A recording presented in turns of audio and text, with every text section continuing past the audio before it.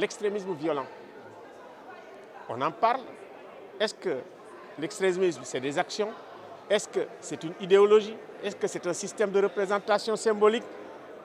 Je pense que toutes ces questions sont importantes. Les acteurs sont des politiques. Ils conquièrent un territoire, exploitent des ressources et développent une idéologie. Donc, à partir de ce moment-là, surtout les gens qui sont convaincus par l'idéologie, est-ce que la guerre, c'est seulement la guerre des armes? Donc, comment compléter, si vous voulez, les stratégies sécuritaires par d'autres formes de guerre? C'est ce que j'appelle moi la guerre du sens. C'est extrêmement important. Donc, la guerre du sens, la guerre des systèmes de représentation, la guerre des idéologies, tout ça c'est important. Mais pour y arriver, quels sont les acteurs qui sont nécessaires? C'est ça aussi qui est important. Et à vous, bien sûr. C'est ce que j'appelle le chaînon manquant, c'est la société civile.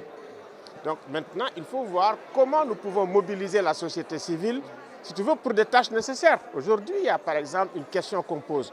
Faut-il dialoguer ou non avec les djihadistes? Faut-il dialoguer ou non avec les djihadistes? Si on va, par exemple, au Mali, ils ont eu leur dialogue national, comme on dit, inclusif, qui demande de dialoguer, mais avec les djihadistes maliens. Récemment, on a eu des sons de cloche, on dit « Ah, il ne faut pas dialoguer avec les djihadistes ». Mais quand le secrétaire général des Nations Unies lui-même dit qu'il faut engager le dialogue, mais quand on en arrive là, qu'est-ce qui s'est passé pour qu'on en arrive là? C'est que nous avons un rapport de force aujourd'hui qui commence à inquiéter les gens. Donc, tout ça, ce sont des questions que nous allons débattre tranquillement et formuler des recommandations pour voir comment nous pouvons avancer. Une fois que nous aurons fait la revue, ça veut dire évaluer ce qui se passe, faire des recommandations les plus concrètes. Et nous avons rassemblé vraiment des experts, des universitaires et puis des gens comme vous et nous. Les recommandations. Elles vont venir.